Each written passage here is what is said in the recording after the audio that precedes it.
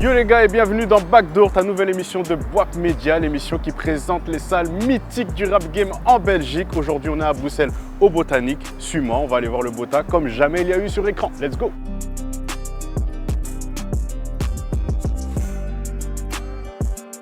L'histoire commence en 1829. Le Botanique était un lieu de sciences et d'études botanistes pendant plus d'un siècle. Mais partiellement abandonné, il faut attendre 1984 pour le voir agir comme un centre culturel tel qu'on le connaît aujourd'hui. Il est spécialisé dans l'art plastique et la musique.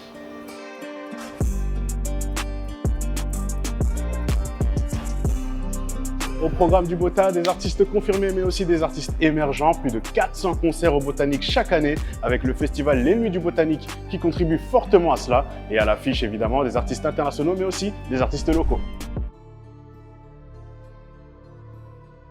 Et les salles dans tout ça, le Botanique compte plusieurs salles de concert. On va commencer de la plus petite à la plus grande. On va commencer avec le 8 Love Bar qui se trouve dans le sous-sol du Botanique et qui peut accueillir jusqu'à 200 personnes. Il y a aussi le Muséum qui accueille des expos mais qui peut accueillir aussi des concerts. La Rotonde, la salle dans laquelle je me trouve actuellement, qui a la particularité d'être ronde et qui peut accueillir jusqu'à 280 personnes. Et bien sûr, la salle polyvalente du Botanique, l'Orangerie qui peut accueillir jusqu'à 650 personnes.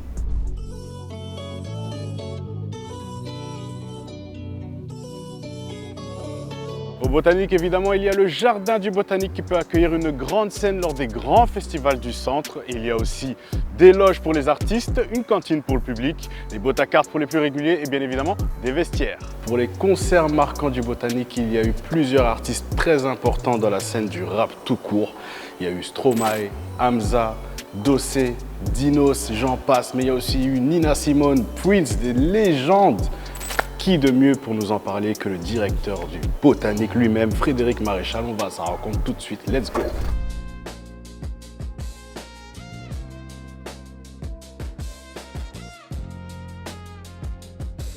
Bonjour Fred, comment tu vas? Bonjour, très bien et toi? Très bien. Merci en tout cas d'avoir accepté cette interview. Sans problème. Quelle place a le rap dans la programmation du Botanique? Le rap a la place aujourd'hui au Bota, qu'il a pris, je dirais, dans le secteur musical des musiques actuelles aujourd'hui en Fédération Wallonie-Bruxelles et même à l'international. Le Bota a aidé à la construire en Fédération Wallonie-Bruxelles, je pense, en programmant les artistes émergents. Donc au niveau de la programmation au Botanique, comment est-ce que ça se passe? Est-ce qu'il y a quelqu'un qui s'occupe de regarder un peu ce qui se passe dans le game?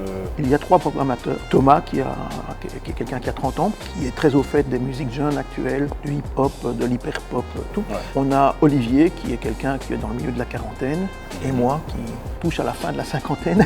Voilà, donc on est 3 personnes de profils différents, avec des horizons musicaux différents, avec des générations différentes, et chacun a son domaine plutôt de spécialisation. Alors la grosse difficulté, quand on programme comme ça, c'est d'arriver à avoir un avis pertinent, à pouvoir déceler une qualité dans une musique qui n'est pas nécessairement celle qu'on écoute le soir quand on revient chez soi. Et ça, c'est des choses qui s'apprennent au fil du temps sur le tas. Est-ce que vous avez une anecdote par rapport à l'une de ces prestations? En tout cas, il y a un groupe qui, moi, à mon avis, a marqué un tournant dans la considération du rap en Belgique même, et même au-delà de la Belgique, c'est Starflame. Ouais.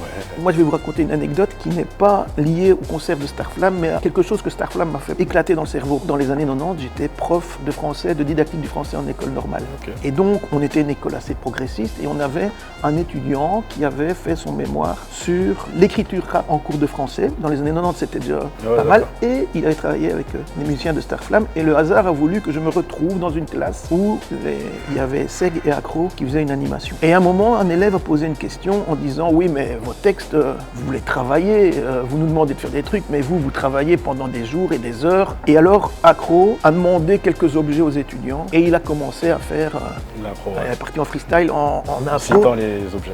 En utilisant les objets comme base du contenu. Et là, je dis, bah, merde alors. Je dis, ça, je n'avais jamais vu. Non seulement il disait quelque chose qui avait du sens, et sa voix, il était comme un bluesman qui fait une impro à la guitare ou un jazzman. Okay. Voilà. Et il dit, là, il y a quelque chose. Et là, ça m'a vraiment fait basculer au niveau du regard que j'avais sur cette musique. En quoi le Botanique est-il un tremplin important dans la scène du rap belge?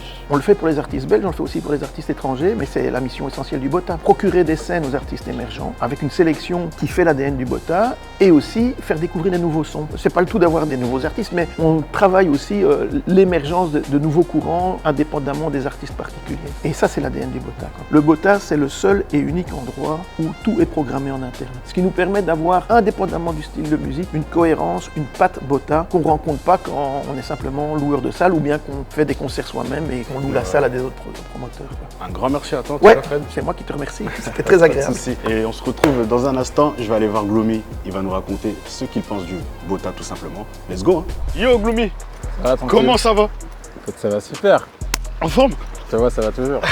Ça fait plaisir de te voir là. Au Botanique, tu te rends compte? Écoute, c'est un bel endroit. Hein. Quand t'entends le Botanique, à quoi est-ce que tu penses? C'est une salle emblématique de Bruxelles, de Belgique. C'est une étape importante dans la carrière d'un artiste et c'est sûr que c'est un objectif à faire au bon moment.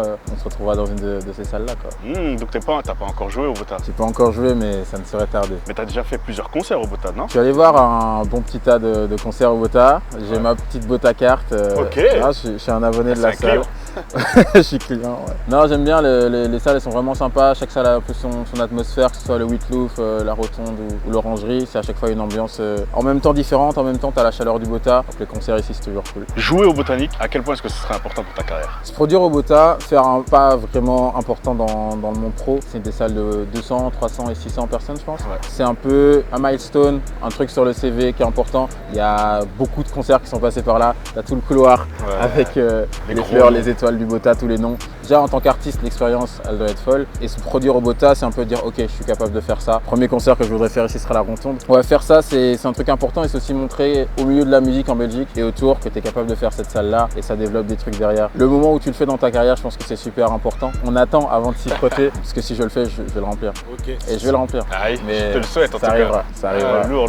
Bientôt. On va parler de ton actu aussi. Qu'est-ce qui se passe à ce moment-là pour toi? Ben, j'ai sorti un EP il y a quelques semaines là, en novembre et une petite réédition en décembre. On a fait un joli petit concert qui était vraiment sympa. On tourne avec ça, il y a des dates qui arrivent et je travaille en même temps sur la suite parce qu'on s'arrête jamais. Toujours un max sur les réseaux sociaux. Je fais attention à faire des vidéos quali, à être présent et à parler avec les gens. J'adore ça. Bah merci en tout cas d'avoir répondu à mes questions. C'est un plaisir. Gloomy sur WAP encore une fois. Toujours. Merci mon gars.